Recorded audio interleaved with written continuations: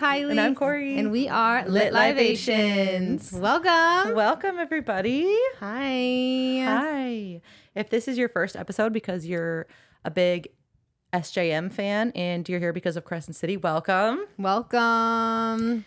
Yes. I'm excited. Are you? I'm super nervous. I'm nervous too. There's so much information. There is a lot of information. Oh my gosh. We're doing House of Earth and Blood, part 1.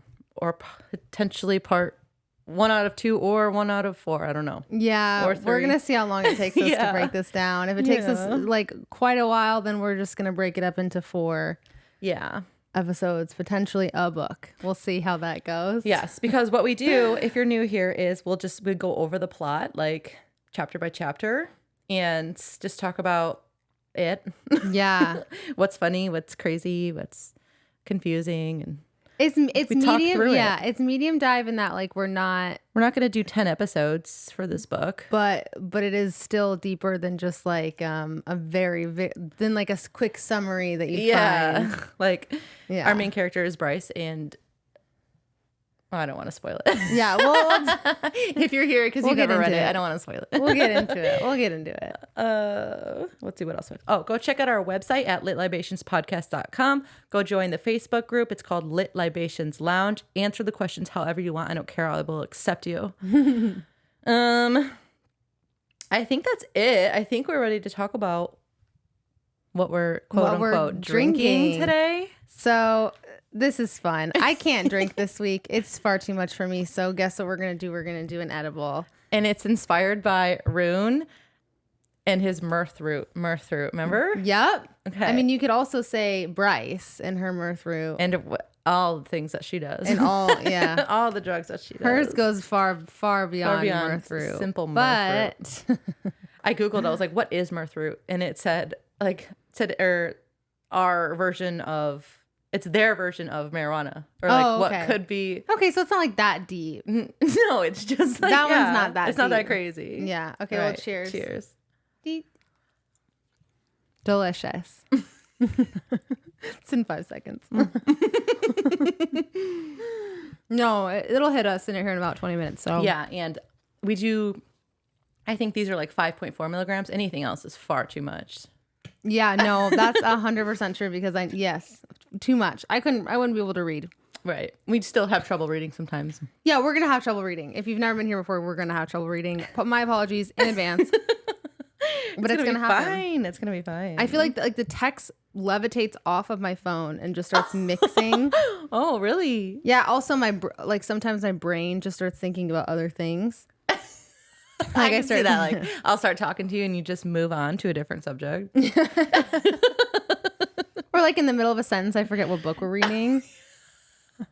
Okay. And I talk about a different plot. Yes. If you didn't listen to our ACOTAR series, go listen to that. I think episode 6 specifically is it's like our first edible episode. And it was an absolute mess. She started talking about King Hybern when he wasn't in the scene. He was not in the scene. I thought we were in a different book. Oh my God. It was so bad. It was hilarious.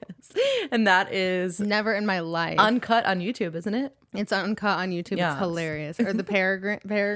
The Peregrines. Yeah, I don't remember. It was hilarious. The whole thing. Oh yeah, it's so really funny. It's very funny. Okay, we have a fun little drinking game sent in by one of our followers, Yara. Yes, We've Yara. talked about her before. Yeah. Love to death, absolutely. But she's noticed that we do a few things. So I've never felt more called out in my life, and I was. It was hilarious when I read this list. I was actually audibly cackling. Okay. Okay, so she said, drink every time Kylie says, yeah, no. That's me, by the way. Every time Corey says, oh my gosh, or oh my God. I do say that a lot. Both of you start laughing uncontrollably. That happens often. When you start stumbling on your words. Which is going to happen this episode. And it's so funny because Kylie edits out most of our stumbling. So what you hear is left in on purpose. Seriously, that's 10% of how much we stumble. I leave out 90% of those things. Gosh. It's actually insane. When someone is surprised, I already said, oh my gosh. Oh my gosh. She did drink. When someone is surprised by something they wrote down. That happens too. When Kylie says, I'm obsessed. When someone references a previous podcast episode / book, last week they would have been on the floor. Yeah. I think we did. We did. We did every single one that we've ever. Yeah, it was crazy. Yeah, and I've already mentioned ACOTAR, so. Yeah. Oh, when Kylie makes a TikTok reference that Corey doesn't understand, you need to get up to date on TikTok. I know. I feel like I'm all over TikTok. Some of them I just don't understand. Yeah, we're just not on the same For You page. No. When someone gets off topic, bonus sips if they say back to our regularly scheduled programming, which that's actually a newer one. Yeah, I that was like the last 2 episodes or so. Yeah, and I like that saying, so I'll probably say it more. Yeah, so if you drink along, I think that would be fun. And otherwise, maybe drink water if you're driving. Yeah, You can be super hydrated. I have a feeling that if you play that drinking game, you might get blacked out. Or if you're just drinking water, you'll be super hydrated. Super hydrated. And healthy. Congratulations for your hydration. Congratulations. You're going to be peeing a lot. You're going to be peeing a lot. All right. Should we get it up and poppin'? Let's get into it. Let's get it. Okay. Chapter 1. Okay, we start with our main character, Bryce, who works at Griffin Antiquities, a gallery with high-grade spellwork and like security technology. They sell like a bunch of. They do. They sell. Yeah, they sell stuff. Like the actual place has like spellwork to guard it. Right. Yeah. And it's an antique store, so that makes sense. So they have antiques that are like a bunch of rare old. trading stuff. Like 15,000 years old. Yeah. Okay. Her friend, a wolf named Danica, often visits the gallery after her Thursday patrols because she's close by. Today she comes in covered in dirt from breaking up a fight between 2 creatures. I can't remember what the creatures were, but one of them was like sprays some sort of ink. Oh no. Okay. I don't remember. Yeah, it was not. I don't know. But anyways, yes. Danica plans to use the gallery shower and asks to leave her sword in the office with her bag full of, I think it's like workout gear because she goes to work out every morning. Okay. And Bryce worries because Danica's boss, or Bryce's boss, Jezebel. Jezebel. Sorry, this part is not written down, so I just am. Okay. Jezebel always threatens to turn them into animals. Yeah, she's like a sorceress that threatens. Theme. Yeah. So she's like worried. She's like, please don't, please don't do that because you're gonna get turned into a pig by Jezebel. Yeah, you gotta be careful. Yeah.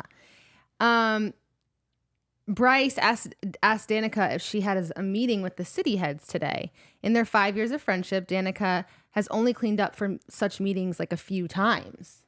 So it's like a big meeting. Oh, yeah. Otherwise, she just doesn't care that much. Yeah. Got it. She's kind of like laid back like that. Oh, yeah. And Danica tells Bryce that Philip Briggs, a human male and a known human rebel, because there's like a war. We'll explain that more. I will explain that more. Okay. We don't have a lot of context in the first chapter, but we will get it. Okay. Her pack had actually arrested him and his like group because they were planning a series of bombings around the city. One of them at a giant nightclub that everyone goes to. But he was being released due to a loophole in the legal system. Oh, okay. So not good. Bryce is concerned, but knows Danica will fight to keep him locked up at the meeting that she has today with the city heads. Bryce receives a call from her boss, Jessica, who we talked about earlier. Not Jezebel, who threatens to turn Danica into a lizard if she continues to use the gallery closet as her personal locker. We should get a running list of what she threatens to turn Bryce into. Bryce, that time it was Danica. Oh, it was Danica? Oh, okay. Mm-hmm. Chapter 2. Bryce and Danica go to leave the shop, and Bryce says that her boss, Jessica, is looking to exploit the return of Luna's horn.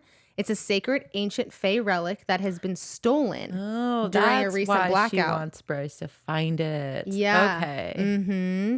Yeah, because I'm assuming she's probably going to want to just keep it. They explain this really briefly later. I don't believe I wrote it down, but everything that's in Jessica's in her shop storefront? I think is like it's contraband, so I think it was stolen. Oh, okay. Yeah. Finders keepers, and then sell it back. Yeah. Yeah. They apparently don't have a lot of laws on that. She's a businesswoman. Yeah, I love that for her though. The archangel Micah has offered a hefty reward for its return. There it is. So yeah, exploit that. The Umbra Mortis is Micah's personal assistant. They mention him with the rare gift of lightning in his veins, and he can eliminate almost any threat. Ooh, big talker. They also talk about Briggs and how much of a threat he is now that he's free.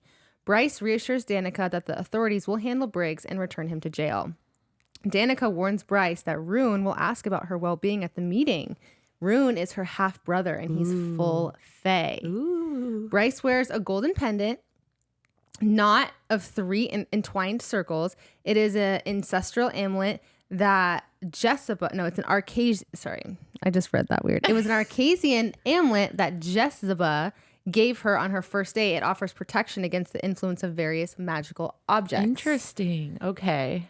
I guess it was just part of the job because her job entails a lot of magical threats. Yeah, okay. Bryce gets a call from her mom, Ember. The amulet comes back a lot. They talk about it a lot, but It does come back later. Okay, it does. And it's very important. Okay, I've only read half of it. And I read the whole thing. Okay. But it's interesting. Okay, To that's piece it good. all together again. Because they stress, even in the first half, how important it is that Bryce has this. Yeah, it's interesting. It's interesting. Because even in this moment, I think I didn't write it down, but Danica says, like, don't take that off. Like, it's very important with everything going on that you do not take that off. And she's like, I wasn't planning to. Bryce gets a call from her mom, Ember Quinlan. She lies and claims that she's busy when her mother wants to visit. She's supposed to visit next week. They're like, oh, we're going out of town to see a game. I forget the game. Sunball. I can't imagine what Sunball is. Yes, I was thinking that too. And I picture rugby with a bright glowing ball. Oh, I love that. I pictured lacrosse, and I don't know why. And I genuinely don't know why. That's funny. Yeah, it's interesting. Ember sends a guilt-tripping message to Bryce after the visit, after she cancels the visit, which Bryce ignores. Her stepfather, Randall, who she considers her true father because her father is not in her life, made sure she knew how to protect herself before she went to the city, to Crescent City, and taught her how to shoot. Yes, good for him. And, all the and things. her. Yeah. Yeah, exactly. Bryce thinks about her magical abilities as they approach the quartz gate, a gate in the heart of the old square, which has like a quartz archway. There are 7 like it in the city, all carved from quartz from I'm forgetting how to say this. Laconian. That sounds good. Laconian mountains. From the Laconian mountains. This one is called the Heart Gate, as it is at the dead center of the city. So it's in the heart of the city. Oh, okay. Look at that. Yeah.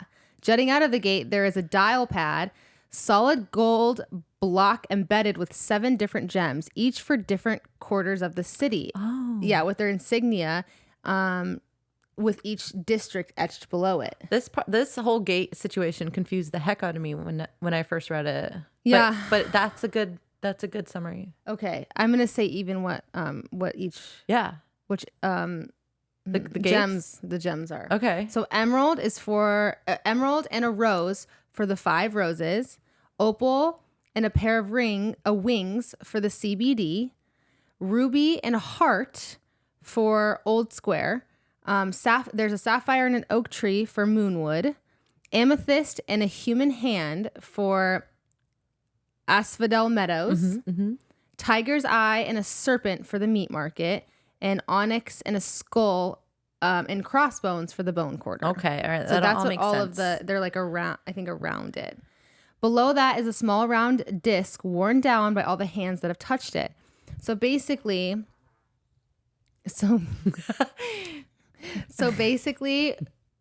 when you touch it, it takes like a bit of your magic and you can make a wish. Yeah, right? Yeah. Right. And before it was used to, before like phones and stuff were invented in this world, they used it to communicate to the different parts of the city. Yeah, like centuries ago. Like a long, long time ago. Okay. So Danica and Bryce decide to make a wish and cut the line. That there's like a long tourist line because it's a tourist attraction. It is a tourist attraction. It's so funny. Yeah, to do so. Bryce makes a superficial wish about, Danica getting a manicure, and they both start she's like, I wish that Danica gets a manicure. And they both start giggling because that's hilarious. Bryce comforts Danica with the supportive arm around her shoulder, and Danica thanks a security guard while ignoring the tourists taking photos because everyone knows who Danica is. She's like she's a werewolf, by the way. She is a werewolf. Or a wolf shifter. Mm-hmm. I do explain, I think, the whole situation. Why she's like so famous? Mm-hmm. Okay. Bryce and Danica plan to make the drop together. They don't explain what the drop is. They just say the drop. So we're gonna learn about that later. Yeah. The drop does not give true or immortality. Veneer do age and die from natural causes or other methods, but the aging process is slowed after the drop. Fae can last thousands of years. Shifters and witches, usually around 5 centuries. Oh my gosh. Angels somewhere between, which is crazy because it seems like the Fae would be the most powerful because they last the longest. Yeah. But angels, I feel like, are the most powerful, but they don't live as long. Yeah, they're the ones in charge. Right. That's interesting. Yeah. Bryce is not sure where she'll fall given her half Fae heritage. But tests confirm that once Danica drops, she'll have considerable power. Ooh. Way more power than her mother. Okay. That's important. And she could become the alpha of all wolves in the world. The prime. Yeah. But not just in the city. In the world. Holy smokes. Okay. Yeah. So. In surpassing her mother even, who is supposed to be next in line to be the prime. So her and her mother, I do explain this, but her and her mother do not get along. Right. Okay. Danica and Bryce plan to make the drop at 27. They're like, that's the perfect age. Okay. Fury. And how old are they're like 22? 3? They're 23. 23. I do say that actually. Fury ACOTAR, who they met at CCU, Crescent City University, is one of their friends. Danica thinks she is an assassin. And then there's also... Oh, she doesn't know? It's no. They don't talk about it, heavily but it's assume it's never been like... Fury has never been like, I'm an assassin. Right. Okay. She's like, well, I do some things over there. She confused me for so long. I'm like, what does she do? Yeah, okay. I have beef with Fury. We'll all see why, but I don't personally like Fury. Like, I have not, even now, not a Fury fan. Okay. Juniper Andromeda is a fawn and is their other friend, and she is in the ballet. Yeah. Like one of the first fawns to ever make it to the stage in Crescent City. It's a huge, huge honor for her. And SJM loves ballet, and we see that in ACOTAR because I think Koshte came from a ballet. Well, yeah, and Nesta was a huge dancer. Yeah. So big dancer. So I'm obsessed. Yeah, that's with so interesting. All of that. Yeah. They reach the northern edge of the square where their paths are supposed to separate because Danica's heading towards, I don't know how to say this, the Comitium. Comitium, yeah. Towards the Comitium complex in the CBD, and Bryce towards Luna's temple.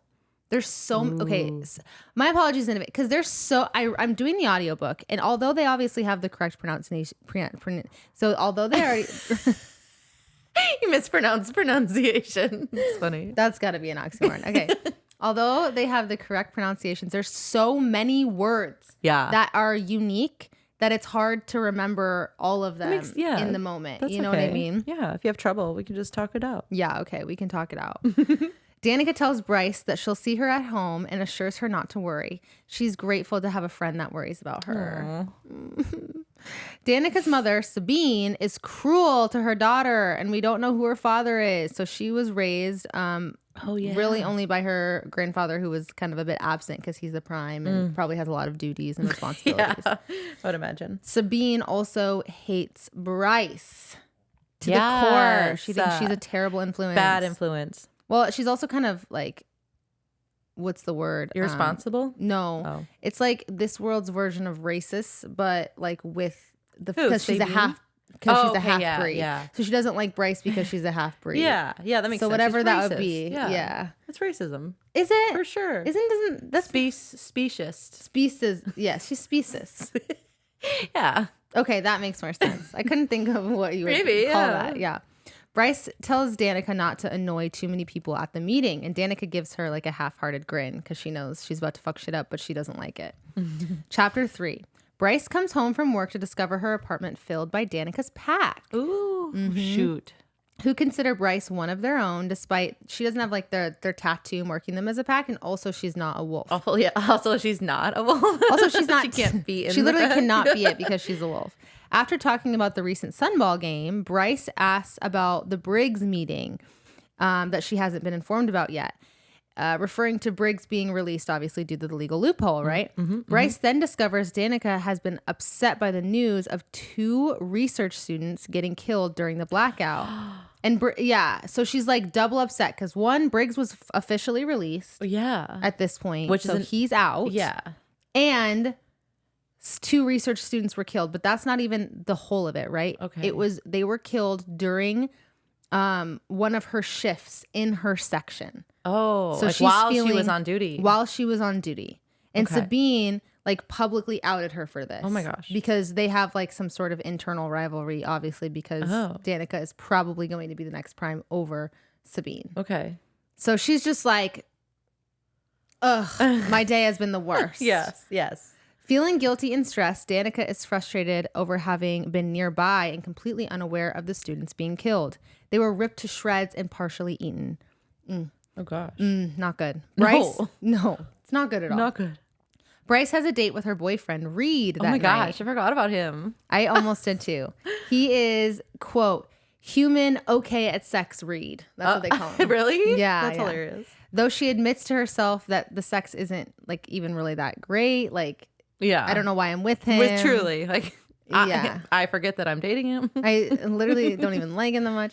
Bryce loves to dance also, by the way, and she wanted to be a part of the Crescent City Ballet, but she was told she had the wrong body type. Oh, yeah. And she's body 23. shamed. Yeah. Which is where I feel like they do mention here, she's curvy. She's a curvy girl. Yeah. Before Bryce leaves, Connor, a member of Danica's pack and Danica's second in the pack, who also has kind of a complicated friendship with Bryce, is everyone can tell that he's in love with her. Oh, yeah. But he hasn't ever made a move. But he finally decides to ask Bryce out. Aww. And she declines, saying, I don't date wolves. Oh, yeah. And she doesn't want she doesn't want a veneer male in her business controlling her. She calls them alpha holes. Alpha holes, yeah. Yeah. That's funny. Her own faith father had seduced her 19-year-old mother and gotten so obsessive and I think abusive that when she realized that she was pregnant, she ran. That makes sense. He would have locked her up too, like it was bad. Yeah. So she's got daddy issues is what we're seeing here. Yeah, and we don't know who her dad is, right, yet? I assume, we do. Okay, because her so brother is Rune, and Rune is the prince of something, and like the Fae. He's like the Fae prince. Yeah, the Fae prince. So he's the son. He's the son of the Autumn King. Yes, who rules one of the districts. The 5 Roses. The 5 Roses. And so I think it wasn't, I don't think it was explicitly said yet, but like the Autumn King is definitely Bryce's father. Yes. So there we go. Makes sense. Okay. But I don't think it's been explicitly said yet. But it's just like context clues would seem like pretty obvious. Yeah. In the world, it's early still. So yeah, that's true. It's mentioned that Bryce has taken on more than her father's red hair. Okay, so maybe it was. We're getting into it right now. Well, there we go. It was mentioned. And pointed ears, and she will live centuries long after her mother dies, which is super sad. That is so sad. Can you imagine? No. Jeez. We don't live just decades. Yeah. So hopefully, if you're lucky. That's true. Bryce and Connor have had platonic dinners in the past together when Danica was away and the rest of the pack was busy, but like never a real date. Connor suggests a meal together to test the waters for like more than a platonic relationship. Like he wants to be with her. He's making a move. But Bryce still declines and he like sulks off. He's super sad. With all of that going on and also the fact that Danica's so sad, Bryce contemplates brushing off the date with Reed to watch comedies and eat ice cream with Danica. She considers seeking revenge on Sabine with Fury, the assassin friend, but decides against it. And she ends up heading out the door to dinner to meet Reed, but she does not seem excited. It took her like 20 minutes to put her makeup on. Oh, yeah. And it usually takes like an hour at least. Yeah. And they're like, oh, she doesn't care. Yeah. Everyone, when she walked out, they're like, you don't even want to go on this date. Like you're putting in 0 effort. She's like, I know. I hate him. Chapter 4. Connor sent her messages like while she was at dinner, asking for the date, saying he thinks that them together is worth it, like worth a shot. Yeah. And that he is crazy about her and doesn't want anyone else. She knows they've been dancing around this for like the whole Literal of 5 years that they've known each other. Oh my gosh. So she's kind of like, I don't know. She's conflicted. I think it's a hard thing going from being friends with someone and then jumping into a relationship. Yeah, and also she's very close with them, with like him and the pack. Like, what if something goes wrong? Right. Yeah. That's a huge risk. a hard thing. Yeah. Reed ends up being 45 minutes late to their date. He owns Redner Industries. He owns it? Or his dad does? I thought his dad does. Yeah. I think his dad owns it. I think his dad owns it. I don't know why I said he owns it. That's okay. Whatever. His dad, it was so hard. Yeah, all of these first few chapters, like there was so much information. Like from like in the Uglies where they just give you information, like you're expected to know what it means already. Yeah, like that's what's happening. Yeah. A lot of times. Like, what is Redner Industries? Does it go into it? No, I don't know. Don't even remember. My notes are already so long, I couldn't even go into all this stuff. Right. Like, it was so ridiculous. The first few chapters especially were really hard. Were fucking ridiculous. Yeah. Okay. So his dad owns Redner Industries. He works for Redner Industries. I don't know, probably is something high up there because nepotism. And then... Because nepotism. Because of nepotism.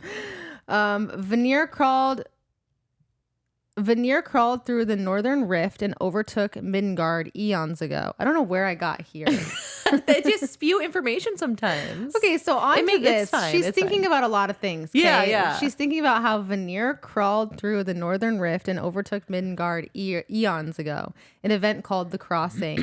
Reports of the territory across the Haldron Sea are grim. War has been raging for about 40 years. Humans have more rights now between humans and like the rest of the like Veneer people. Yeah. In a steer, what is it called? A steri? In a steri. Humans have more rights now, but anyone who messes up goes back to being slaves to the Republic. Jeez, oh Pete. Warrior angels in the 33rd that are slaves, and they're marked with the SPQM slave tattoos on their wrists. Mm-hmm. And we don't know why they're slaves yet. I'm assuming. We don't know yet. I don't know either. We don't know yet. Still. We know why they're slaves in the 33rd. Oh, okay. Yeah. In the 33rd. Okay, back to Bryce and the date. Now that we've done that little background of it. Dude. It's more cohesive when you're reading it, but my God, when you're freaking putting it together. Yeah. And it gets better. Yeah, that's true. It does. While waiting, it's always me who gets this stuff too. Right? I know. You have to do all the explaining about what the heck is going on. The background. Yeah. I never do all that great of a job. Okay. No, I disagree. It's just all over the place. It's never cohesive. I think it's good. While waiting, Bryce sits at the restaurant and orders an expensive bottle of wine and drinks half of it. When Reed finally does show up, again, he's 45 minutes late, he proceeds to ignore her and is constantly on his phone. Bryce orders another bottle of wine and then dumps Reed. She grabs the new bottle of wine before leaving the restaurant. She like mocks some people that like some Fae woman who's like checking her out or whatever and thinks that she can buy her. Like it was crazy. Oh yeah. It was Dude, what the heck is up with that? That was they think she's a prostitute because she's a half-blood. Many times. Because I think half Fae in the city are typically like prostitutes. Like that's how they make the best living. Yeah. But since her daddy is like the Autumn King, she's obviously had certain privileges that other maybe half human, half Fae, half humans don't have. Mm-hmm. She texts Connor as she leaves and agrees to the date. Oh. While also texting Juniper and Fury to go out to the White Raven and party. All right. And Bryce, on her way to the White Raven, purchases some mirth root and meets up with Fury and goes into the club. So we just did some mirth root. In the club, we all fam. What? That's what she... In the club, we all fam. I don't... In the club, we are all family. Are you racist? That was beautiful. Are you specious? Specious? No. That's what it is. Chapter 5. Bryce and Fury smoke mirth root and snort light seeker, which is probably their version of cocaine. I would imagine. Sounds good. And they dance. Juniper's abstaining from like drinking and doing all of the drugs and stuff because she does have work in the morning, but she does hook up with someone. Oh, Juniper does? Yeah. Get it. And she dances with Bryce later on. So cute. Bryce finds herself almost home, like out of the blue, not knowing how she got there. Oh, like she just like closed her eyes and like all of a sudden she's like the drugs. Almost home. Yeah. when she gets in, okay, really quick. I'm sorry. This is going to get really sad. Okay, yeah. Are you going to cry? Probably. No, it is. It's shocking. We haven't seen something like this in Throne of Glass or ACOTAR, so. It was honestly, it's shocking. Jaw on the floor. I thought they were lying. And you're like, okay, the story is starting. Here we go. Here we go. When she gets into the building, she notices a putrid smell. When she got up to the third floor, she drops her keys and her hand touches something cold and wet when she goes to pick them up. She noticed her door was open a crack, which would never happen. Like they have charms, they have spells, like they have a bunch of security on their door. Yeah. It's not good that it's open. No. She walked in and discovers the torn apart remains of the pack of devils, Danica's pack. Oh no. All she smells is blood. In shock, she goes to her room where she discovers Danica in pieces on her bed. Oh my gosh. Connor on the floor, torn apart. In a spot making it obvious he went down protecting Danica. Oh, and to the right of the bed, closest to Danica, was Thorn. They explained that Thorn and Danica were probably mates. That's my assumption. Like she talked about how they always gravitated towards each other. Oh, yeah, I did remember that. So that is... They were both there protecting her. Which is insane to me too, because Thorn, I think, has a twin. And I don't know. Thorn spent his last moments protecting Danica, not his twin. And obviously his twin also died. Dang. So they didn't have a chance. No one had a chance. In shock. Like we all are. In shock and questioning whether or not she is hallucinating, she hears a sound in the hallway. Because of the drugs. Really, really struggling with these drugs. She is really fucked up. Like she's so fucked up. She couldn't remember the PIN number to get into her building. Her own, building. Yeah. And it came to her. She's like, oh, that's it. That's it. In the back of my mind. It took her like several minutes. Thinking it's the person or the thing who did this, she grabs a broken table leg and chases after whatever it is. She's ready to fight. Barefoot. She's angry. She runs through the streets where people are running and screaming and finds a demon with grayish translucent skin and was like humanoid feasting on an angel. Oh no. And we've established that angels run this bitch. Yes. So this is crazy. Like angels don't just get taken down by demons in the street. No. This is exactly. This is unheard of. She runs and hits it in the face with the table leg. It looks at her and is like, bitch, and then goes back to eating the angel. Oh no. That's crazy. It is. She hits it again and again and again until she breaks its teeth. It like claws and rips open her thigh. Oh my gosh. And then it takes off. Bryce, who has to choose between pursuing the demon or trying to save the angel, chooses the angel. He has a massive wound on his chest, and she obviously is bleeding out from her thigh, but she decides to put pressure on it and grabs his phone, calling for the emergency helpline. Yes. Oh my God. It's the graphic audio version is so good. Like this scene is dude, the audio actors. she's so good. Yeah, I was really believing it, dude. Yes. Not knowing where she is, she screams over and over for them to track the phone. Oh. And I think she was like screaming the phone number over and over. Yeah, that's all she was doing. Oh my gosh. I got chills. Yeah. And right as they were like, okay, yeah, we'll be there in a second. Holy shit, we'll be there in a second. Yeah. The drugs start to pull her into a haze again. She just like lets it take her. Good. Chapter 6. We're in a different POV. Isaiah is looking, I don't know whose, but I know it's a different one. I know it is. I'm confident in that. Okay. We've read 48 chapters. Okay. It's too hard to keep all this shit fucking like in my brain. Chapter 6. Isaiah is looking at Bryce through I think it's Isaiah's. Isaiah is looking at Bryce through the one-way window outside the interrogation room. Bryce is in shock, still under the influence of drugs, like lots of drugs, and staring into nothing. Hunt arrives and Isaiah catches him up on the case, including the deaths of Danica and the pack of devils. I think before he even Hunt reads that she's dead, he's like, oh yeah, that party girl, Oh, they have Danica, such Jesus. bad And then he reputations. looks at her and, oh, Danica's dead? Dude, I was like, don't talk shit about her. She's dead. That's and then he crazy. looks, he's like, oh, she's dead. He didn't know. Oh no. Sabine storms in Sabine storms in.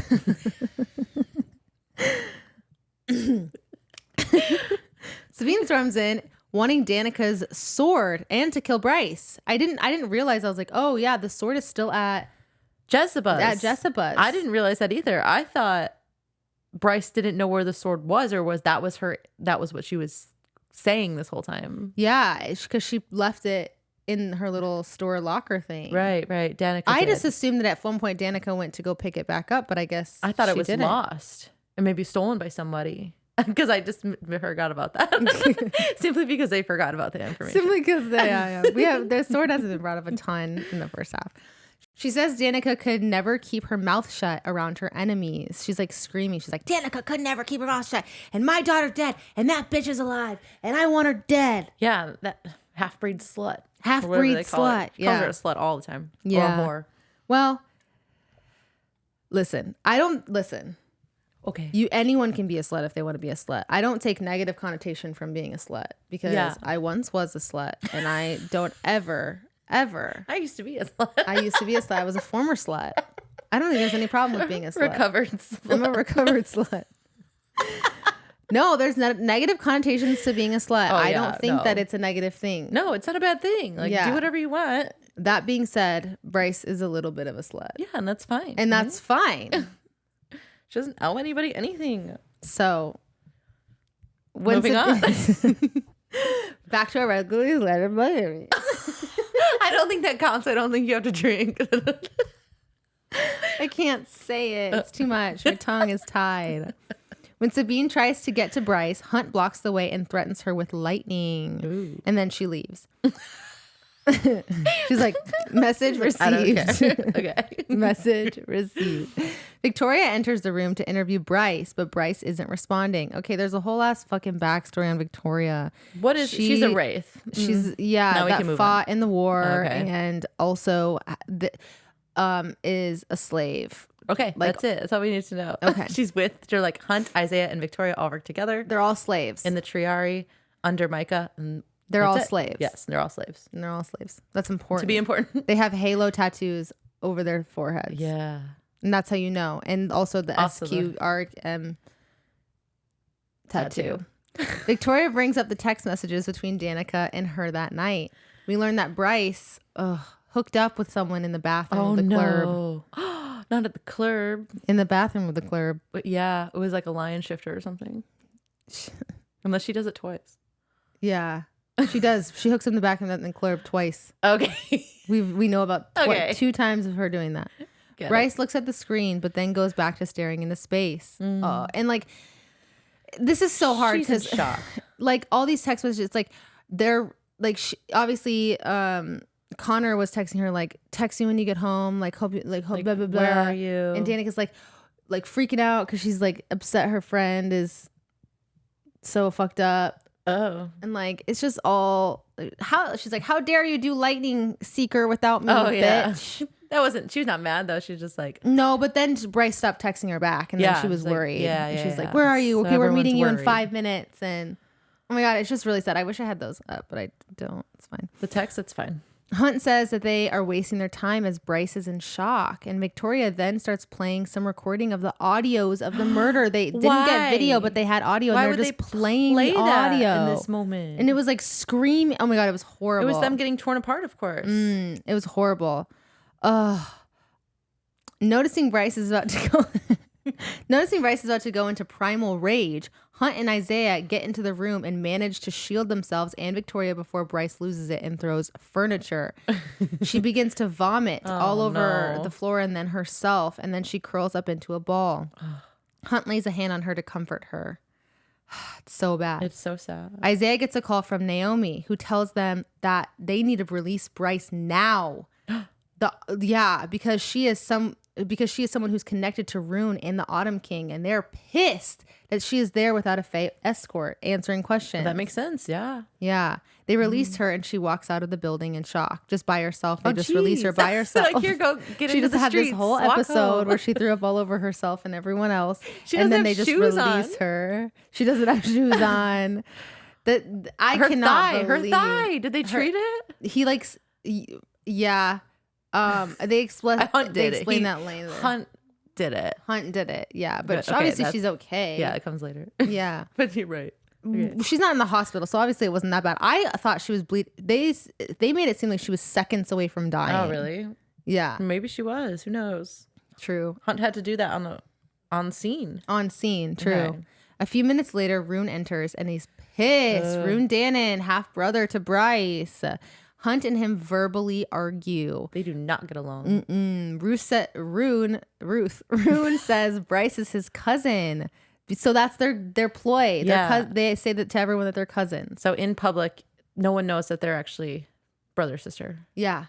And in private, I don't even think their close friends know that they're any. Yeah, because they also had a fight. I guess I don't know if Danica knows. Maybe Danica knew. R.I.P. Rest in paradise. When she... Rest in the bone quarter. See ya.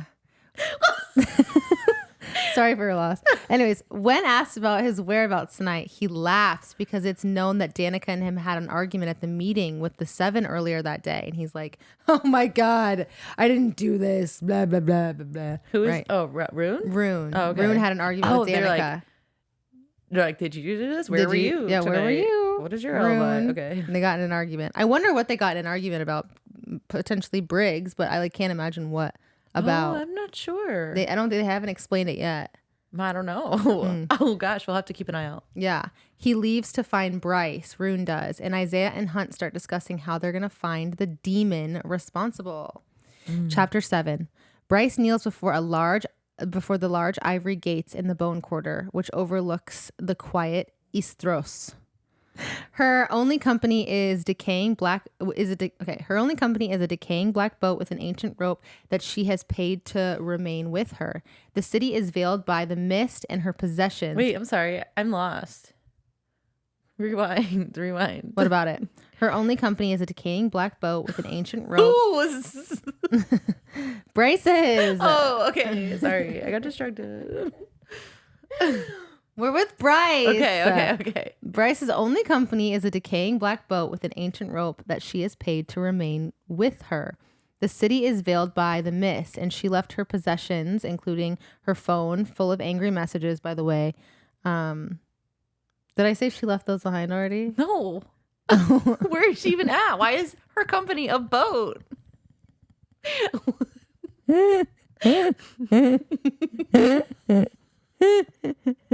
I don't know. Okay. The city is veiled by mist, and her possessions, including her phone, full of angry messages, are left behind.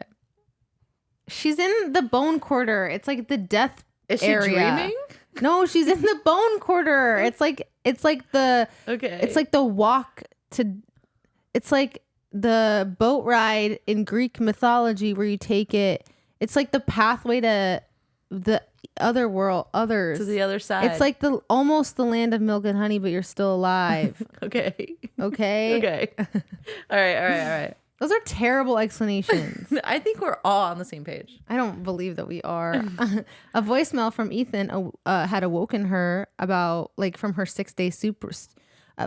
Okay, so she A was in a voicemail stupor. from Ethan awakens her from a 6-day stupor in her hotel room, and it tells her that she is not welcome to the sailing. To Pax Danica's sailing, Danica and Connors. Oh, and the entire pack. In the entire pack. And the rest of them. Yeah. Replaying Ethan's message makes Bryce silent. Replaying Ethan's message makes Bryce silently leave the hotel and her mother, who was staying with her, to appear at the ivory gates. At the gates to the other world. Okay. The Eastros. So they're... But the bone quarter is on its own little island. So she took a boat. To it. Bryce did not. She had to have taken a boat. She has a boat with a rope. I'm so confused about that. What chapter is it? Chapter 7, she took a boat and the rope. Okay. Why else would she have a boat and a rope? It doesn't make sense. She paid for the boat and the rope to keep her to stay there. So why else would she need the boat and the rope? I don't know. She chooses to skip the sailing of the souls of Danica, obviously, because she's obviously not invited, and the rest of the pack, which occurs at dawn. Because she cannot bear witness to it, but also because she wasn't invited. Oh, like I said 3 times prior. Because she has been just reclusive. Yeah, she's really fucked up. She lost her whole family, except for her mom and her dad, but her whole family and her brother. But besides that, her whole friend family. Yeah. Bryce wonders if the misty calm surrounding her is similar to death itself. Banned from the sailing, Bryce kneels before the gates to say goodbye to Danica. That's what it is. That's why she's there. Yeah. I was gonna. She did not take a boat over. She took a boat. She took a damn boat. I'll have to look it up. I know it. The creature emerges from the mist, shaking the river behind Bryce, who raises her gaze to meet it. And I don't know what happens after that. What does that mean? It's the last part of the chapter. Okay.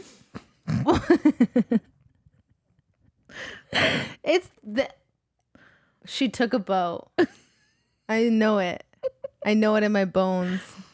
Okay. Do you not think she took a boat? No, I don't think you How do you sail. think she gets there? I think, here, let's look at the map. She snuck out, took a boat.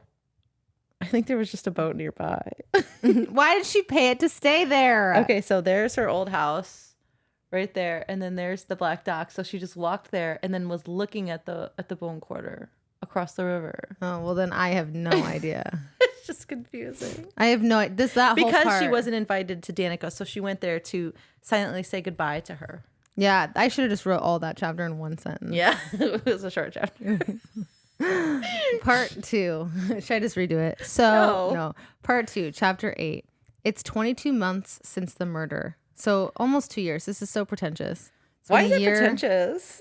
22 months? Are we counting we have a baby? I think maybe it's important that, something happens on the 2-year anniversary. Okay. That's actually a fair point. You've convinced me. Yes. Bryce is still working as Jessica's assistant and heads to the White Raven to meet one of her clients, Maximus Turshin, to finish out a sale. Okay. I'm positive that's not how you say his last name. Turshin. Turshin. You But I said Turshin. You said something a little weird, but it was close enough. As she waits for Maximus, who is, by the way, a vampire. Like a traditional vampire, it feels. Yeah. She ends up hooking up with the lion shifter in the bathroom. Okay. She did do it twice. In the club. Wow. Yeah. I wonder how many times she's done that off page. Honestly, probably a lot. We've established this no shame, but she is a slut. Yeah. Not enough said. Yeah. When she tries to blow him off afterwards because she has a meeting, he assumes she's a prostitute and says he doesn't have enough marks to pay her. She's like, oh my God, I don't have enough to pay you. Yeah. And she laughs in his face. She laughs it off and tells him it was on the house. That's what she says. Nice. She's funny. She finds the music enticing but refuses to dance. Not since the murders. She's also abstained from alcohol and drugs. That is crazy that she's still out there partying. I could never go to a club like that and do something like that without being on some sort of substance. No, I 1,000% agree. Right? I get too tired when I'm at the club. When I'm at the club and I'm sober, Yeah. I'm exhausted within 20 minutes. I'm like, let's get an Uber home. I don't need an Uber. I drove here because I'm sober. Changing your story a lot. I don't know what's true. During the meeting with Maximus, they complete the exchange. When Bryce goes to leave, Maximus makes it clear that the amount of money he just paid, with the amount of money he just spent, he expects her to fuck him. Oh no. And I feel like she gets this a lot. Like she is just there to be used by more powerful creatures. Well, they do say that that's pretty typical for the half. And everyone just fae, half assumes humans that Bryce too. is like that. Yeah, that she's well. And she's used to it, and she sometimes uses it to her advantage. Yeah, for sure. Yeah. It's just interesting. No, it is interesting. She notices Rune sitting at the bar watching the situation, which angers her because he's being a real alpha hole. When Maximus finds out Rune is her cousin, he backs off. Bryce is annoyed because she could have handled it on her own, but Rune had to be there and be a little twat. Rune tells her he was sent to give her a message from the Autumn King to lay low and don't get into any trouble before the summit. Bryce is pissed, but she does agree and walks home. She is aware that Rune is following her, and if she doesn't turn on the light in her apartment when she gets there, he will storm in. So she turns on the light to the penthouse, a penthouse that she ended up with because Danica left it to her in her will. Hell yeah. And she snuggles up to Syrinx. Her pet Chimera. Chapter 9. Fuck. This is aggressive for me. Oh, you're doing great, I think. I disagree. There's a lot of information in the first several chapters. I feel like the story hasn't really taken off yet. We're not there yet. I'm starting to lack the ability to read. You're doing great. Hunt is in her apartment. Wait. Hunt. Oh, no, I don't think so.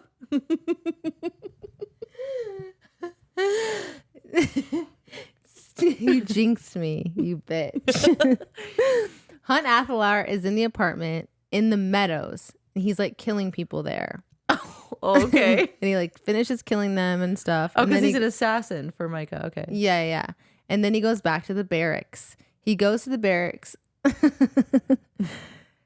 He goes back to the barracks where he lives with the rest of the 33rd. Okay. He ignores his friends as he's walking through the halls to his room and walks to the shared bathroom to shower off the blood on him. He turns the water to scalding hot, and as he is in the shower, like burning his skin off, he thinks about the Angel Rebellion. Sandriel, the Archangel and the governor of the northwest quadrant of Pangera, was Hunt's former owner before Micah traded her. Traded with her. Yes. Sandriel was his dead lover's twin sister. Oh my gosh. Who is named Shahar. Shahar believed her sister had killed their parents and then framed an assassin for it. Shahar rebelled Shahar rebelled because of it. She wanted a free world.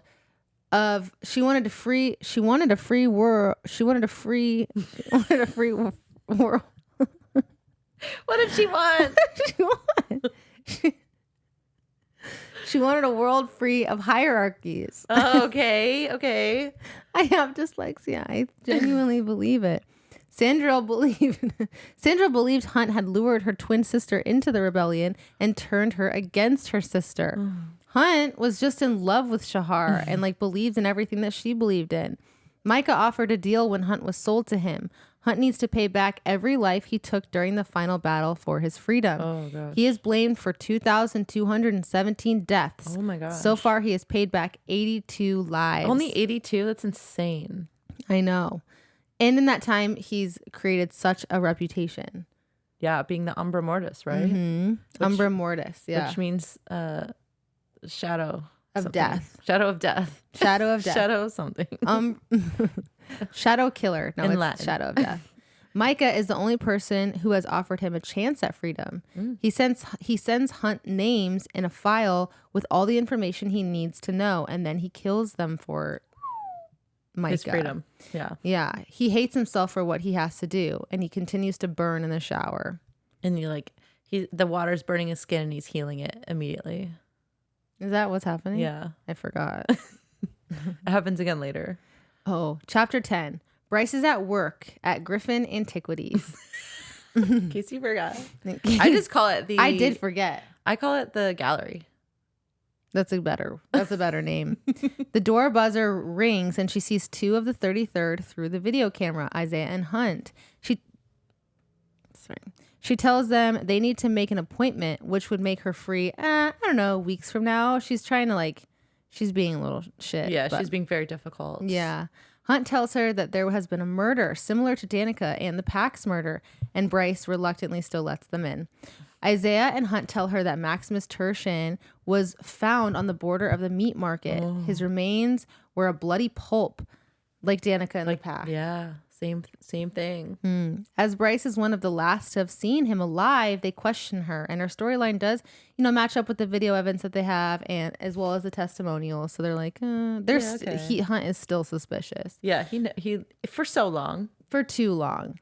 Bryce puts it together that the 33rd has come to the conclusion that Philip Briggs was not responsible for Danica's and the pack's death. Oh no, that was obvious. He's still locked up. Yeah, I knew that before. I told you. I thought there's no way it could be that easy. And with just like him getting out of prison and then doing that somehow. Yeah, and working way too fast. Yeah, I agree. Yeah, that would have been crazy. Like same day. Yeah, he would have been a busy boy. Yeah. She is then informed that Micah is on his way to meet with both her and Jessica.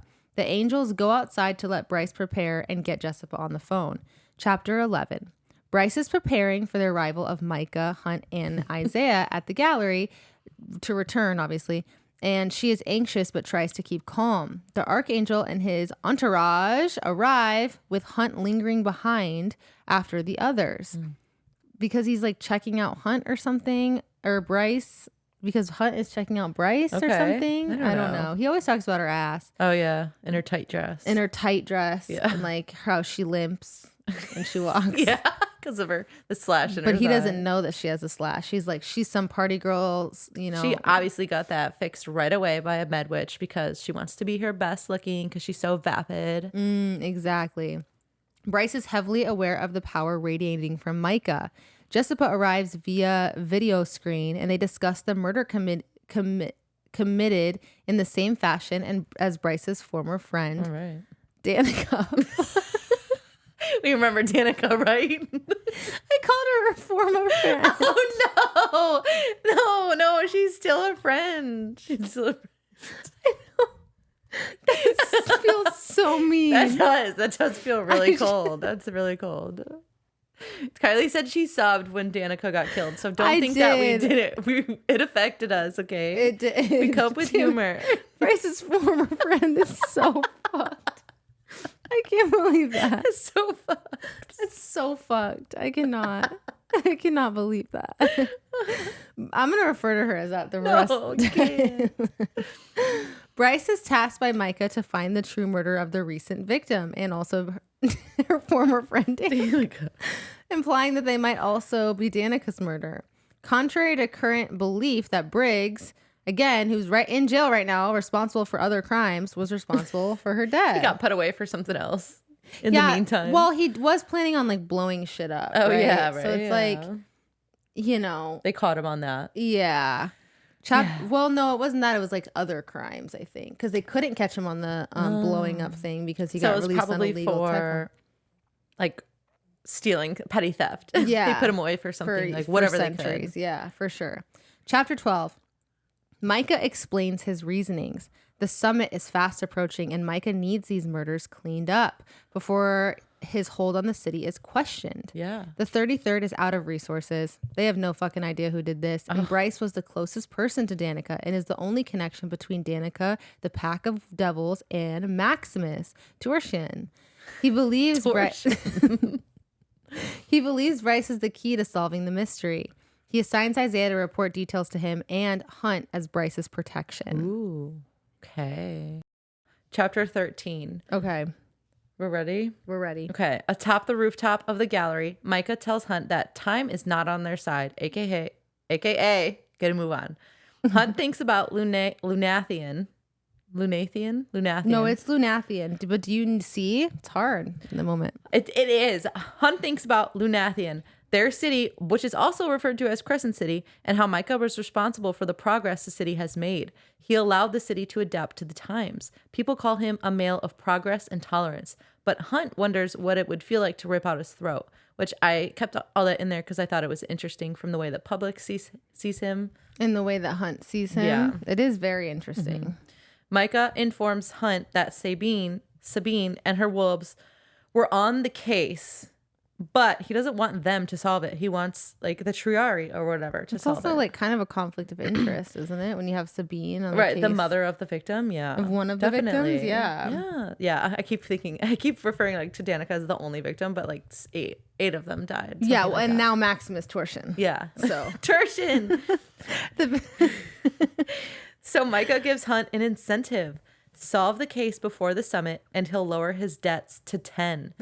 10 more assignments, which, yes, Micah could draw out over the years, but this is amazing news for Hunt.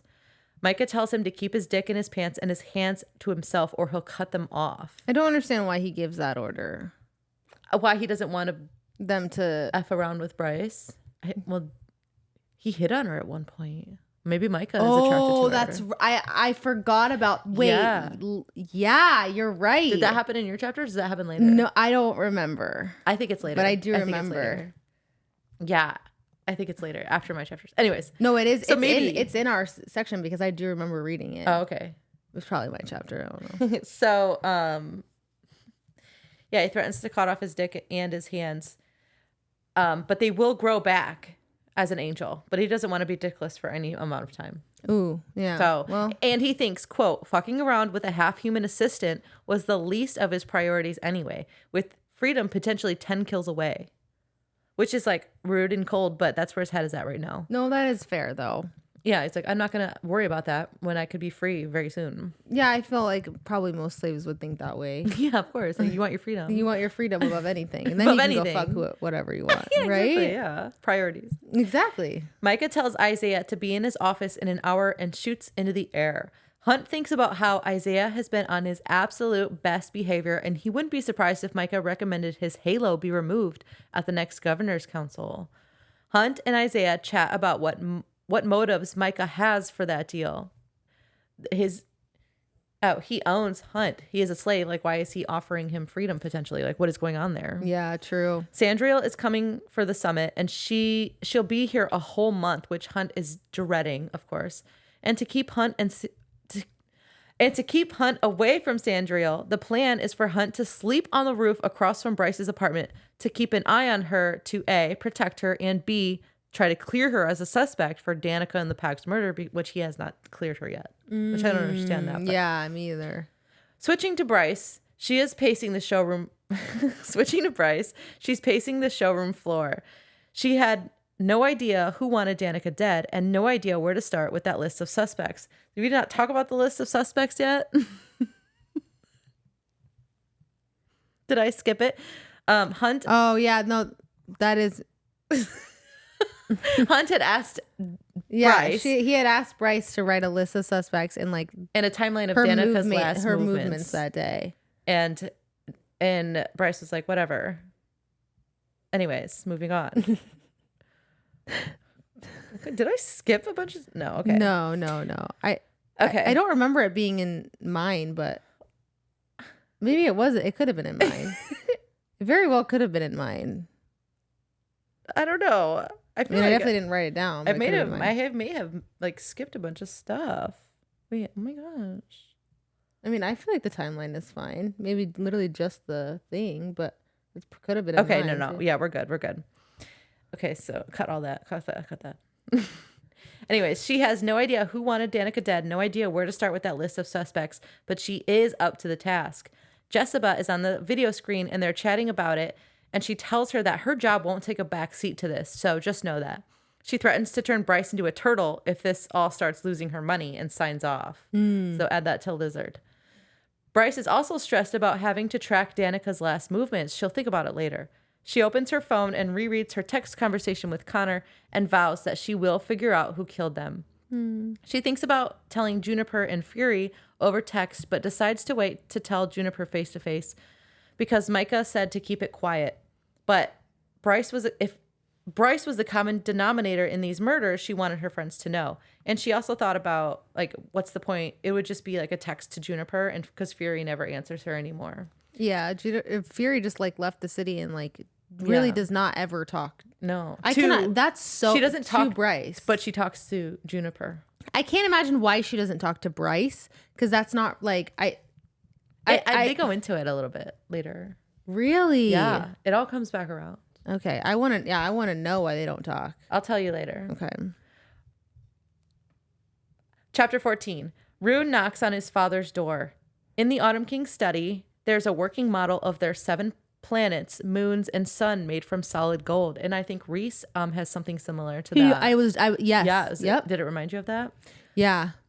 Okay, there's like a quote that I put in here that's just described. It describes something. Let's see what it is. Okay, quote. The governor ruled and the city heads led their own districts under him. Beyond that, the 33rd Legion answered only to the governor, while the Ox obeyed the city heads, divided into units based upon districts and species. It grew murkier from there. The wolves claimed the shifter packs were the commanders of the Ox, but the Fae insisted that this distinction belonged to them instead. It made dividing/claiming responsibilities difficult. So it sounds like they really don't have a good police system. Yes, exactly. Like what is going on? There's like 3 different things happening. Yeah. No, there's like different sections that the jurisdictions. I don't know. It's confusing. I feel like the Ox serves the public. Whereas, okay. Do you know what I'm it's saying? Like state versus federal kind of thing versus local. But like, I honestly feel like it's because like the 33rd feels like it is directly covering Micah's interests. Oh, I feel like it's federal and like, yeah. Okay. And then the Ox is state, and then Sabine is local. Sabine and the wolves. I don't know. Okay, no, that makes sense. They're one of the local packs. Yeah, I would agree. I would agree. We'll see. Well, maybe. Anyways, Rune has been in charge of the Fae division of the Ox for 15 years. That's crazy. Yeah. He was also one of about a dozen Fae princes on the planet, and he's the only Starborn among them. Rune tells his father about how the 33rd informed him that Tertian was murdered and they're ramping up security, information the king already knows. And this whole time, he's tinkering with some sort of prism and just seems annoyed with Rune. He's like, doesn't really care what's happening right now. Yeah, he doesn't. Yeah. Then Rune tells him that Tertian died hours after meeting Bryce, and the king is annoyed about that and said, quote, I told you to warn that girl to stay quiet. Rune is annoyed at him for always referring to Bryce as that girl. He thinks about how the king has treated Bryce since her visit with the Oracle when she was 13, and he had visited her often after that, only stopping after their fight that we don't know about yet. Yeah. And it opened his eyes to the true nature of his father, and he never forgot. Rune reveals to us in his thoughts that his father is probably angry or whatever at the fact that Rune was able to retrieve the Star Sword, which reminds me like of Thor's hammer. Only someone worthy could retrieve it or wield it. Yeah. And the king had likely tried many times throughout his youth. That's got a sting. Mm. The king asks Rune to shoot his starlight through the prism, and he does it. He has to concentrate like hell to create a tiny like marble-sized ball of light, and it gives him a headache afterward. And his father records his findings down. Rune asks what the hell he's doing, and he says he's studying the way light moves through the world, and the scientists working on this at CCU have different interests than him. So I feel like he's like trying to time travel or like jump worlds and stuff and figure out rifts and stuff like that. I was thinking the exact same thing, like how they made the Great Passing or Great Crossing. Right, yeah. Maybe trying to figure out where they came from. I feel like he is definitely trying to figure something out, but we don't know yet, even throughout this whole book. Then, out of nowhere, he tells Rune he needs to get married, an arranged marriage, and produce an heir, because they need allies in case the war from across the sea spreads here. Plus, the Oracle said Rune would be a fair and just king. This is a step in that direction. In fact, he's already set it up. He would be married to Hypaxia, daughter of the late queen Hecuba, and who will be crowned as the new witch queen of Valbera at the summit. Okay, keep that. Remember that. I'm just kidding. Yeah, really. So much. Rune refuses. He doesn't want to get married for any reason. Then the king tasks Rune with finding Luna's horn, because Micah had insulted the Fae's strength, and the horn is a symbol of strength, even though it has no actual power. Basically, he wants the horn because other people want it. Yeah, for sure. That's what it feels like. Rune has the impression there's more than the king is not saying, more that the king is not saying. The king reveals he has been looking for the horn for 2 years. He discovered it originally belonged to the first Starborn prince. Like calls to like. Yeah. So maybe Rune has an advantage in finding it. On his way out, Rune laughs because the Autumn King still doesn't know that Rune had lied about what the Oracle had told him all those years ago. Quote, The royal bloodline shall end with you, Prince. That's crazy. What does it mean? I know what it means. Chapter 15. Syrinx has been hissing at the window for 10 minutes before Bryce gets up to see what he's so worked up about. She looks out the window and sees Hunt Athalar on the rooftop across the way, staring right at her. Annoyed, she flashes him a smile and shuts the curtains. Her phone rings a moment later. She answers, and it's Hunt telling her to open the curtains because he wants to watch the show she's watching. She asks what he's doing on the roof, and he tells her he's following orders. Hunt wants inside the apartment, which Bryce refuses. She's only let in like a couple people. Yeah. Like her mom and like Juniper. Yeah. She's very, very particular about who goes in there. But he tells her they've been tasked to work together to solve Danica's murder. They're about to be spending a lot of time together. He comments on how expensive Syrinx looks and how expensive the apartment looks. And Bryce is just like, yep, they are. He says, well, you have my number in case anything goes wrong, and hangs up. Then he texts her about the protections on her apartment and to keep the curtains open, etc. And she tells him to fuck off. Then he's at her window. Like, what are you doing, Hunt? It is a lot. He's like, you have my number. Call me if you need anything. Hang up. And then he just keeps pestering her. Yeah. Then he's at her window, hovering outside. He tells her to make the list of Danica's last movements and suspects. And he makes it clear that he'll do whatever it takes to solve this case because he wants his freedom. She shuts the window in his face again. Hunt is following Bryce around town the next day. He's annoyed because at dawn that morning, Syrinx had appeared next to him, bit him in the ass, and disappeared again, like on the roof where he was sleeping. I thought that was so funny. And then like Bryce locks him up at night. Yeah. Or when she's out. That's crazy. He just has powers, and they talk about that later.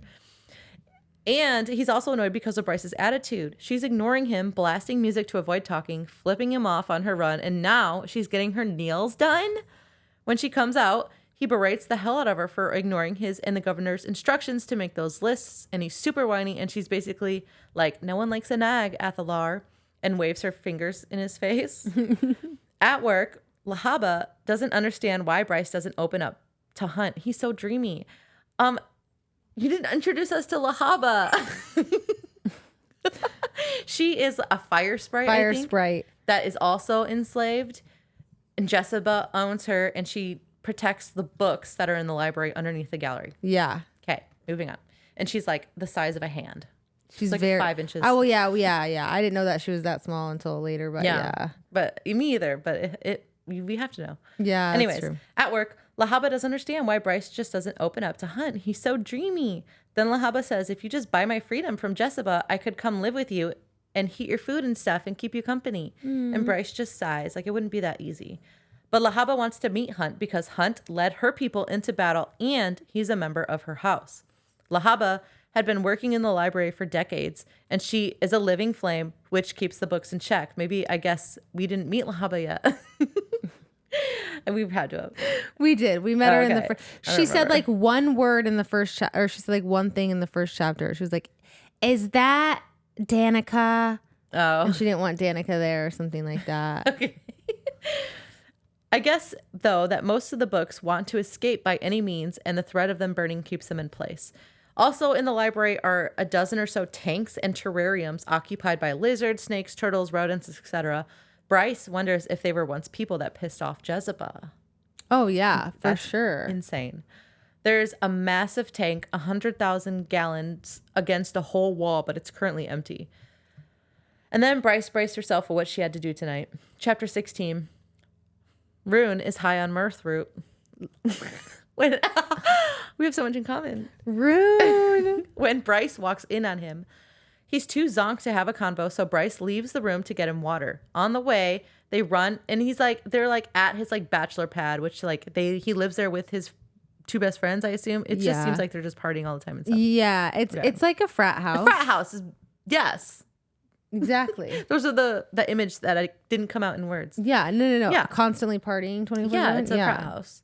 On the way, they run into the Ox Warriors. They all seem to be high and generally partying with females, etc., playing pool and drinking and stuff, smoking a ton of mirth root, I'm sure. She hands Rune a water bottle, and he asks what she's doing here, and she says again, quote, I need to talk to you. After much bickering from Declan and Tristan, Rune's two best friends, Bryce finally asks if he knows anything about what the Viper Queen's been up to because she needs to talk to her. But he doesn't know where the Viper Queen was the night Tertian was killed, only that she pulled her people in. Something had spooked her that night. Ooh. Yeah, interesting. And but also, as a reminder, Tertian died, I think, just within her borders. Yeah, in the meat market. Yeah. Rune is also pissed that she's poking around and says he'll call the governor to take her off the case, which I think is funny that it doesn't feel like he has that authority. No. He asks if Jessica ever told Bryce about anything about Luna's horn, and he says nothing tangible, or she says nothing tangible. He says, please don't ever take off that Archesian amulet. Yeah, so it's important. Yeah, and we don't know why, but Danica and Rune do. Yeah. Bryce leaves, and Rune is still pissed, but doesn't want her looking into the case, and he's pissed that Hunt Athalar is following her around. He follows her out and confronts Hunt, and they don't have a good rapport. They got into a fight last spring at an equinox party. They argue a bunch, and it's like whatever, it's annoying. But Rune finds it odd that his father asked him to find an object that went missing a week before Danica's death, and now the murders were starting again. Yeah. It's all connected. Chapter 17. Hunt is pissed that Bryce made him trail her like a dog all night. But she hands him her list of suspects, which she had made last night on the couch, and she was going to tell him after he'd spent an entire day assuming she was a dumb, vapid female more interested in getting her nails done than solving this case, which he totally did. And he's like, well, you did get your nails done. Mm-hmm. And then she coolly informs him that she looked Tertian up on a dating site and found his girlfriend, who works where? At the nail salon. After chatting Tertian's girlfriend up, she concludes Tertian and Danica were not acquainted. She knew nothing about Danica. They were not connected. Yeah. Because she's like, Danica was my best friend. If she was friends with Maximus Tertian, I would have known. Yeah, like a 500-year-old vampire. Yeah. Vampire. Exactly. She would have told me. But yes, but the girlfriend did know the Viper Queen. Okay, so the girlfriend of Tertian does know the Viper Queen, who is the next plausible lead to follow up on because Tertian was killed in her territory. Okay. Right. Hunt agrees, but it might take weeks through the proper channels. Also, Rune gave Bryce an order to lay low the day Tertian was murdered, so it also might be a good idea to keep an eye on the Autumn King, because that's a coincidence. That's fair. A little while later, Bryce tries to give Hunt the slip by leaving the TV on and going out the back door of her apartment. She takes, but he notices right away. He smelled her. I think that's later. She takes her scooter to find the meat She takes her scooter to the meat market, which seems like a physical black market. Yeah. Okay. Like a giant black market. Yeah, like warehouses in slums, I would imagine. Yeah. Looking things. She parks in an alley and waits. Then Hunt slams into the ground next to her and says, "I am going to kill you." Mm-hmm. He hates her in these first chapters and loves her.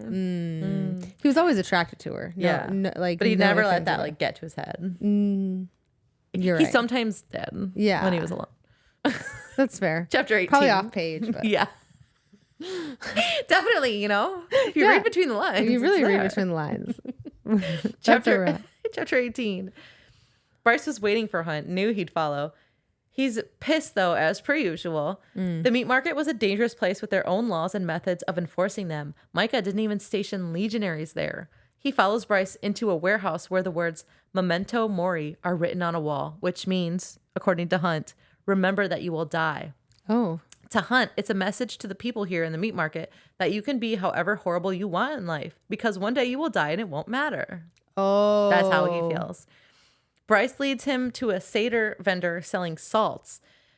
White salt for purification, pink salt for protection, gray salt for spellwork, etc. The Seder is afraid to see Bryce, though. She tells him she needs the obsidian salt, which is illegal. And he tries to say as much, "Oh, that's illegal. We don't sell that. What do you think I am? An illegal seller?" Oh my God. She just says, "Grade A, whole rock, obsidian salt, 7 pounds, 7 ounces now."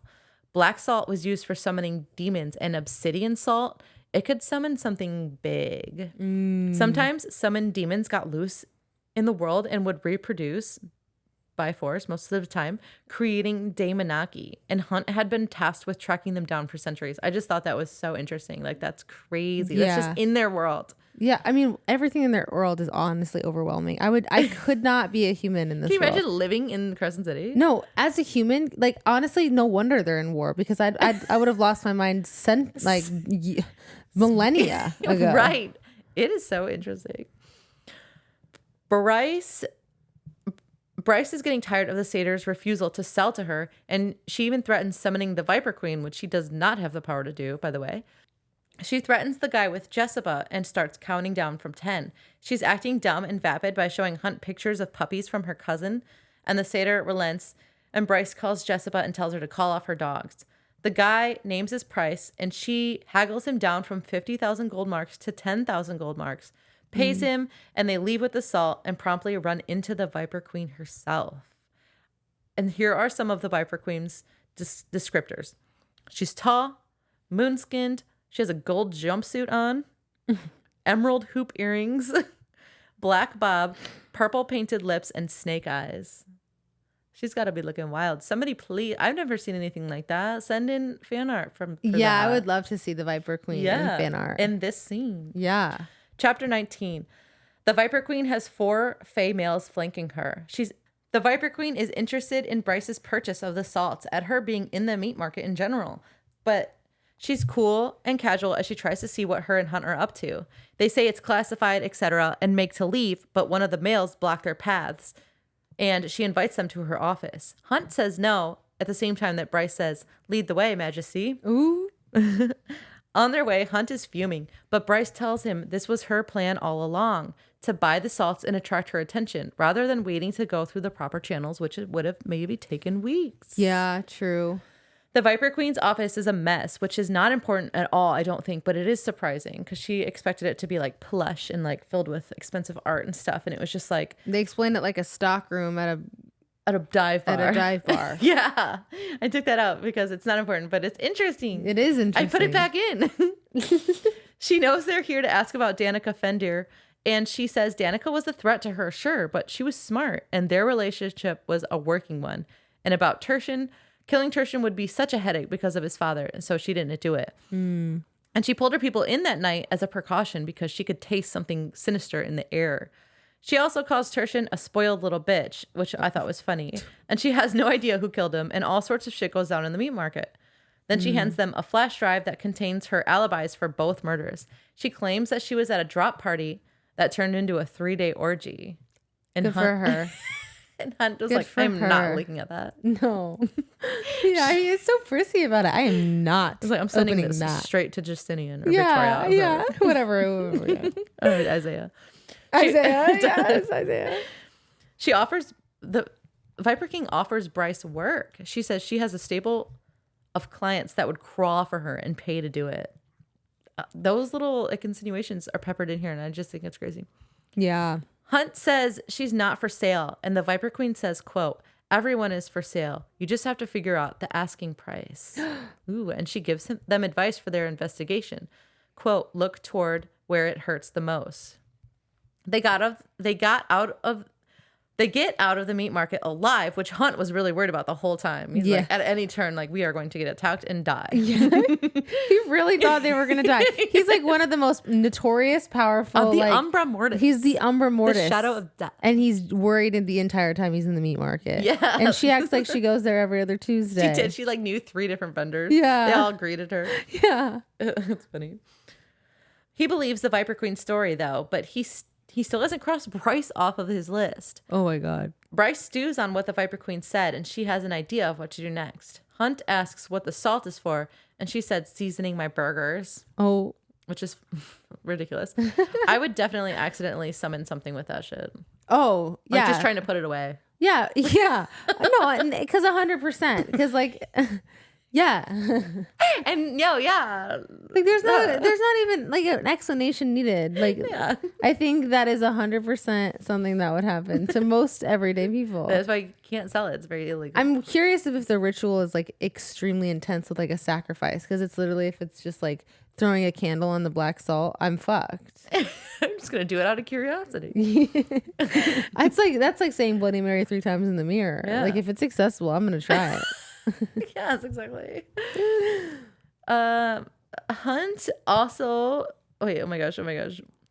Oh, Hunt also asks about how she could afford it, and she said she put it on Jessica's account, which that confused me, but it's not important. Oh, because she spends that much on her makeup. Yeah. Jessica does, yeah. And she probably wouldn't even notice. Yeah. Then he tells her scooter is dumb as her scooter is a dumb fucking thing to drive before making the drop, everyone's always constantly talking about her scooter. And the fact which that is so crazy because us as drop. humans now drive scooters sometimes. Yeah. I mean, I don't personally drive scooters. Y'all can't relate. But like in France and like overseas, they use a lot of Vespas. Yeah, Vespa. It's a Vespa. Why'd you let me struggle for so long? I was confused. I said it and then You just did? contemplated it. I said, yeah, they drive Vespas and you go, Vespa. Shit. I was already... I was curious. I wasn't sure if you thought maybe I was wrong. Oh my God. Anyways, chapter 20. The next day at work, Bryce decides to work on Danica's last movements, which promptly makes her sick to her stomach. She's having trouble focusing. Lahaba, who is sitting on a doll's couch watching trash TV, notices and says, just invite the angel to help you. You're clearly struggling. And Lahaba wants to see Hunt, of course, because he's so dreamy. And Bryce was like, what are you thinking? Your arms could barely be big enough to wrap around his cock. And she's like so embarrassed and blushes. And they make more jokes about sex and Hunt when they're interrupted by an unimportant call from Jessica. 30 minutes later, and she's still struggling, so she breaks down and calls Hunt for help. Bryce takes a drink from a reusable bottle, and Hunt assumes it's alcohol, and she does not confirm or deny this. Just lets her think that she is the way that drinking on the job. I think they explained there's a party girl, not an alcoholic. Yeah, maybe there's a fine line for her. I don't know. Lahaba keeps asking to come in because they're like in a different room, and Bryce finally lets her in. And Hunt charms the pants off of Lahaba. They get along. It's so cute. Yeah. They head to the basement where all the most illegal and precious books and artifacts are. And Bryce makes Hunt promise not to tell Micah about this. Like, listen, no one's even allowed in here, so you have to keep your mouth shut. Lahaba is chatty and has no filter and starts to talk about how old some of these books are, and Bryce has to keep shushing her. Then Lahaba mentions that Bryce acts mean, but she's a softie. She bought Syrinx because Jessica was going to sell him off. Syrinx was a designer pet that was stolen from his mother as a cub, traded for 10 years around the world when Jessica bought him as a pet, and then Bryce bought him along with his freedom, which he had certified so no one can ever buy him again. Lahaba asked Hunt how much he cost to buy. And Bryce is like, oh my God, that's so rude. You can't ask that. But Lahaba doubles down and says they are of the same house. They're both slaves, and her great Crumbly fought with him during the rebellion. She's allowed to ask. Oh my gosh, drink. Yes, drink. Crumbly is from Uglies. Okay. Bonus points. Drink again if you even know which one it came from. Ooh, yeah. 2. Without us having to explain it. But Hunt answers her question. He was sold to Micah for 85 million gold marks. That's crazy. That sounds 85 expensive. million. Because Lahaba tells him she cost 90,000 and then Syrinx was 230,000. Hunt is shocked that Bryce paid that much for Syrinx, and she tells him her and Jessica are on a payment plan. She saved Syrinx from a man that wanted to turn him into a fighter, and he was her friend, and she was tired of losing friends. I thought it was very sweet. Aww. So Hunt learns she's not filthy rich, and the apartment is Danica's, and she didn't even know about it until she died. Her mom tried to get Bryce into therapy, but she refused. She just bought essential oils instead. I thought that was interesting because we talk about therapy a lot in ACOTAR. Yeah. And they have it here. And they have it here so readily accessible. Tamlin would excel, hopefully. You would refuse. He would probably refuse, yeah. Sorry, that's not right.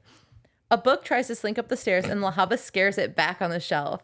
She warns Hunt not to let them trick him into taking them out of here. They're desperate to get out into the world again.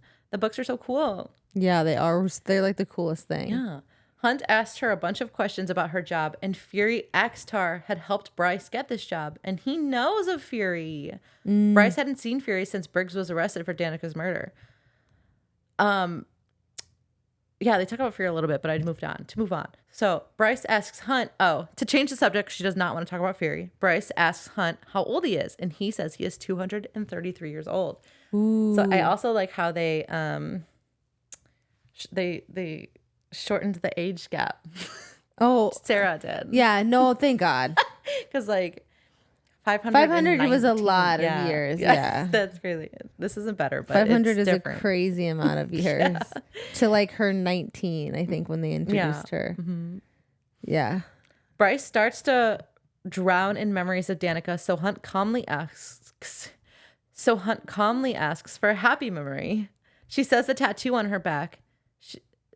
That's her happy memory, is the tattoo on her back and how she had gotten it the week Danica died when they were both drunk.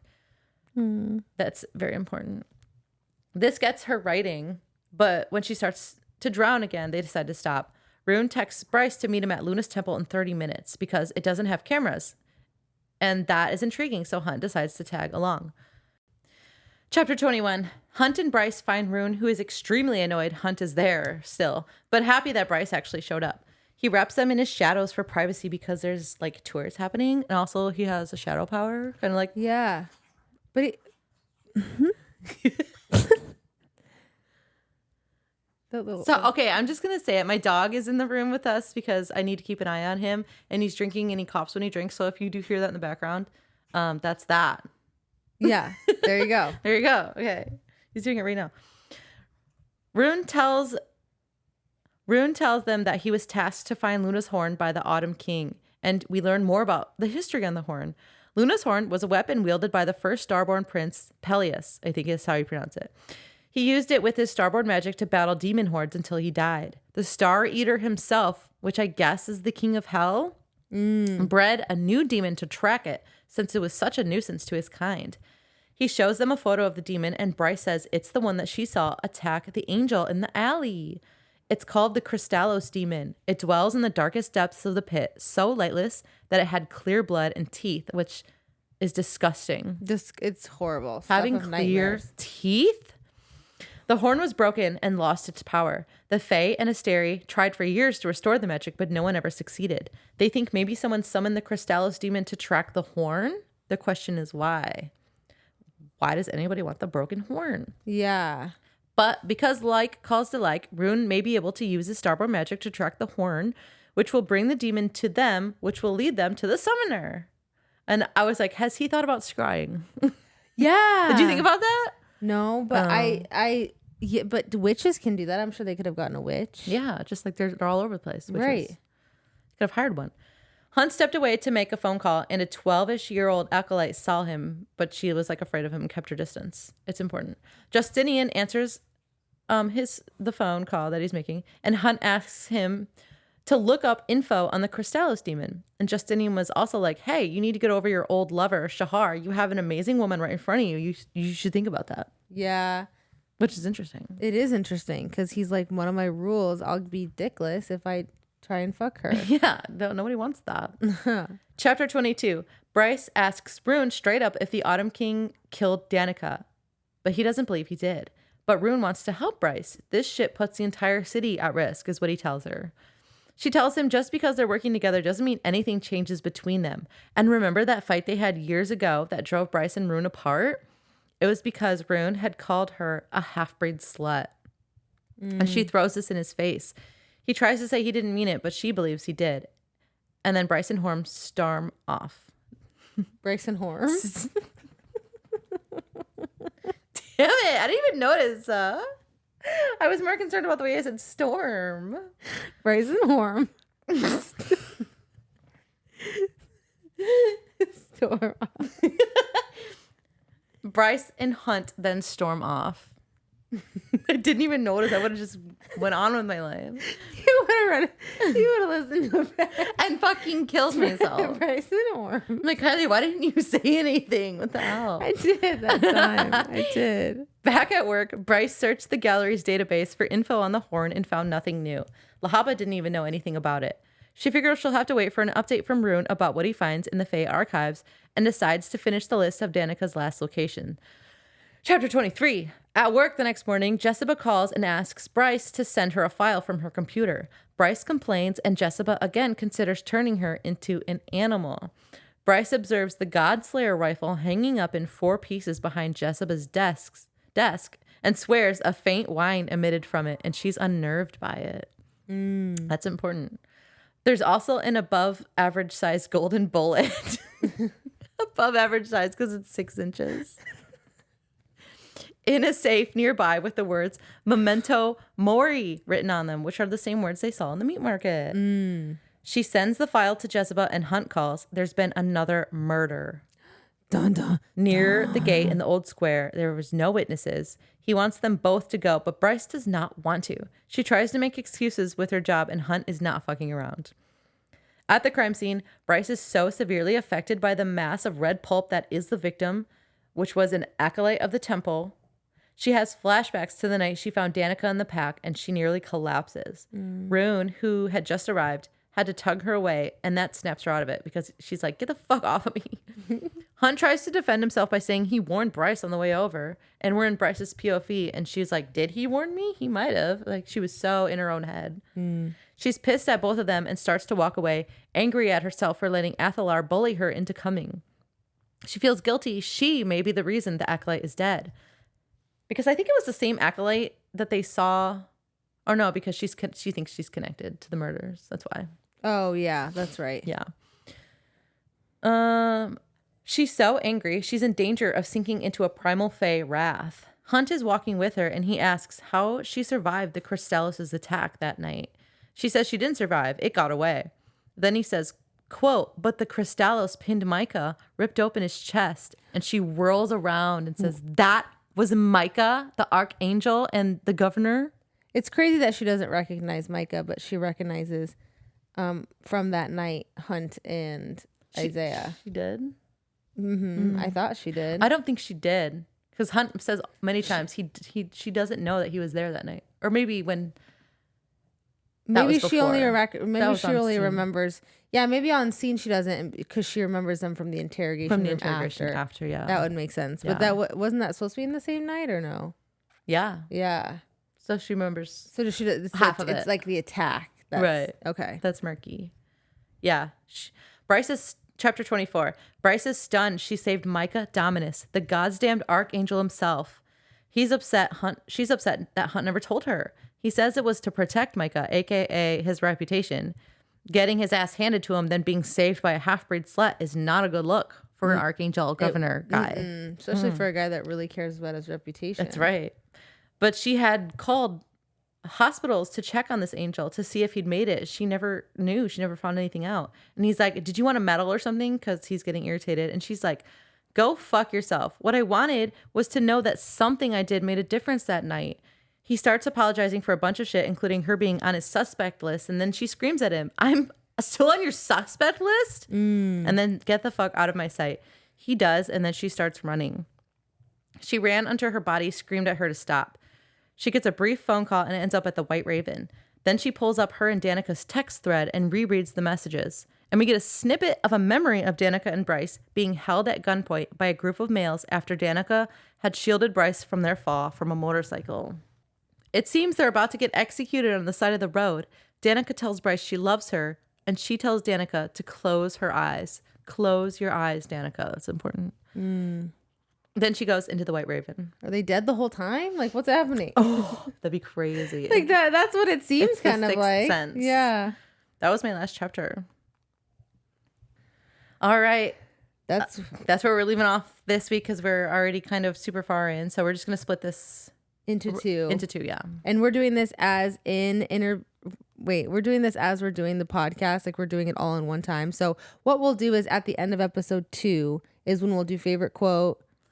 Yeah, all of our questions at the end. Yeah. Yeah. So remember where we left off. And here we are. If you have any questions, comments, or concerns, please email litlibationspodcast@gmail.com. Yeah, and thank you guys so much for listening. We hope you enjoyed this short for us first Crescent City episode. Yeah. We'll be reading through chapter 48 next week. Perfect. Yay. And we're on chapter 24 right now. Yeah. Perfect. Okay. All right, guys. All right. We'll see you next week. Bye. I said love you. You say that all the time. I know. I don't know why I got hesitant.